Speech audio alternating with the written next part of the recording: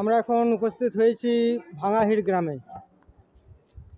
এই গ্রামে শতাধিক বৎসর পুরনো এই দুর্গোৎসবটি মজুমদার পরিবারের দুর্গোৎসব।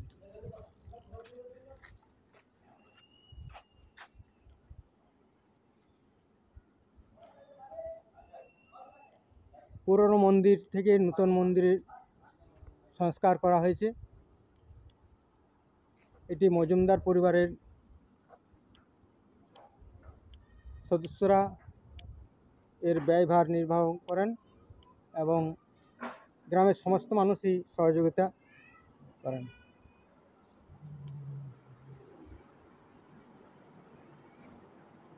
বেশ সুন্দরভাবে মন্দিরটিকে সংস্কার করেছেন।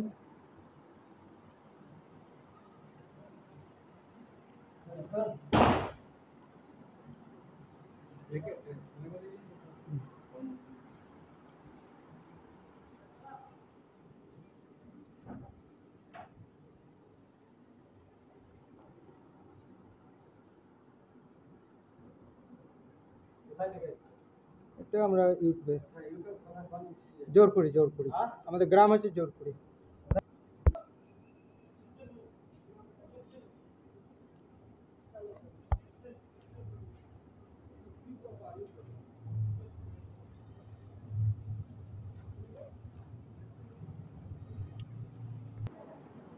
এই মন্দির কমিটির সদস্য, আপনার নাম? আমার নাম অলোক মিত্র। আচ্ছা, তো এই পুজো কাদের পুজো? এটা অ্যাকচুয়ালি মহিলাদের কাজদের আর কি।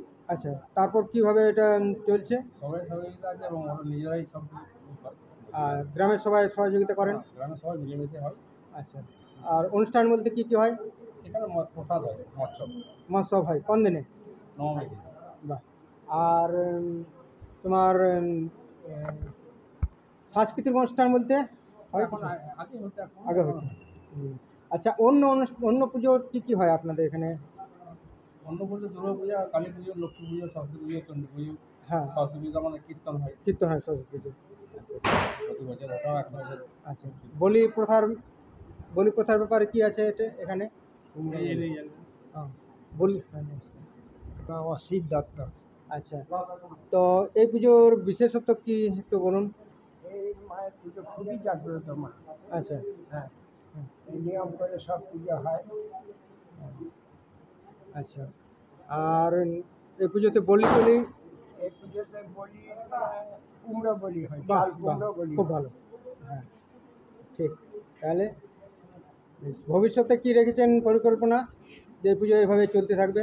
হ্যাঁ, পুজো এখানে চলতে থাকবে।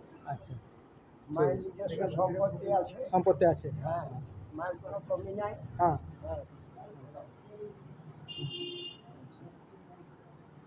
অসংখ্য ধন্যবাদ আমাদের এইসব তথ্য দিলেন।